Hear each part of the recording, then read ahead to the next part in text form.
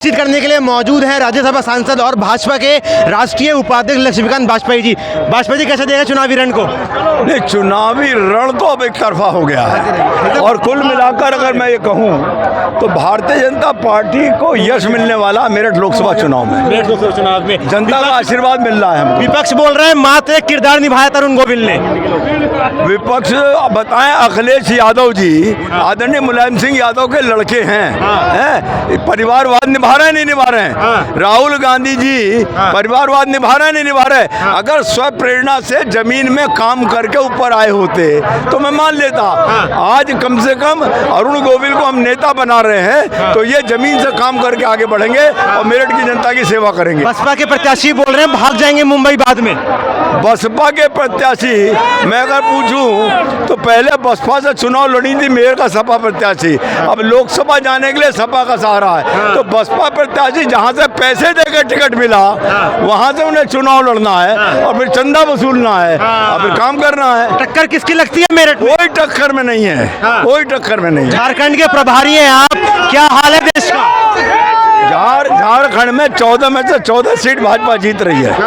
एक बात बताइए, राहुल गांधी जो आरोप लगा रहे हैं इलेक्टोरल बॉन्ड को लेकर, उस पर क्या कहेंगे आप? सुप्रीम कोर्ट में विचाराधीन है, इसलिए अभी कोई कमेंट नहीं। कोई कमेंट नहीं कहेंगे। प्रियंका गांधी बोल रही है मोदी जी कुछ भी बोल लेते हैं। मोदी जी अगर कुछ बोल रहे हैं तो कम से कम ये बताएं कि क्या बोल रहे हैं, क्या बोल रहे हैं, और उस पर अपनी प्रतिक्रिया दें। राजनीति में उन्हें ये कहने का हक है, लेकिन अनर्गल नहीं, प्रलाप नहीं, सच बोलें और सच के आधार पर तर्क से उत्तर दें। इतने आप सबसे वरिष्ठ व्यक्ति हैं, नेता हैं मेरठ के भाजपा के, क्या कैसे देखते हैं इस चुनाव को? इतने साल आपने मेरठ भाजपा में आप काम कर रहे हैं। भारतीय जनता पार्टी को यश मिलने वाला है। मेरठ हापुड़ लोकसभा की जनता का हमें आशीर्वाद मिलने वाला है। 10 सालों में ऐसा क्या करा है कि इस बार अरुण गोविल बाहरी होकर भी जीत पाएंगे? बाहरी यहाँ मोहसिना किदवई बाहर से आई थी, अवतार सिंह बढ़ाना बाहर से आए थे, हमने उनको सांसद बनाया नहीं बनाया। इसलिए ये मेरठ की जनता सही सुनो है, जो काम करने की आशा दिखाता उसके साथ वो लगती है और फिर काम करता है, जो काम नहीं करता उसे भगा देती है। लेकिन अरुण गोविल जी आए भाजपा जैसे भरे पूरे परिवार के उम्मीदवार,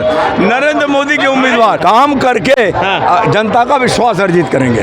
10 सालों में जो काम हुआ है लगता है कि हम बहुत दमदार है। 10 सालों में जो काम मेरठ में हुआ तो एक मिनट सुन लो।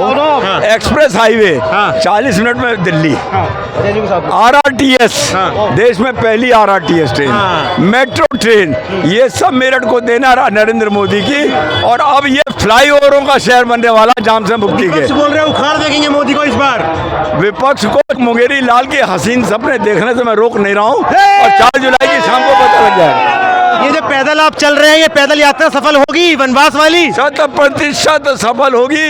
जनता का हमें विश्वास मिलेगा और आशीर्वाद मिलेगा। बाहरी होने का आरोप लगता है। बाहरी होने का आरोप लगाने वाले मूर्ख मैं कह तो रहा हूँ। मोहसिना किदवई को हमने सांसद बनाया, अवतार सिंह बढ़ाना को हमने सांसद बनाया, बाहर के थे।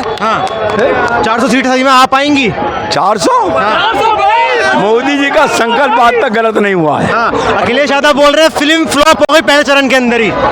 अखिलेश यादव से मैं एक बात अगर पूछ लूं और दम हो तो जवाब दे दें। उनके माननीय पूज्य पिताजी मुलायम सिंह यादव जी ने इमरजेंसी का विरोध किया था। इमरजेंसी लगाने वाले की गोद में क्यों बैठे, क्या मजबूरी आ गई?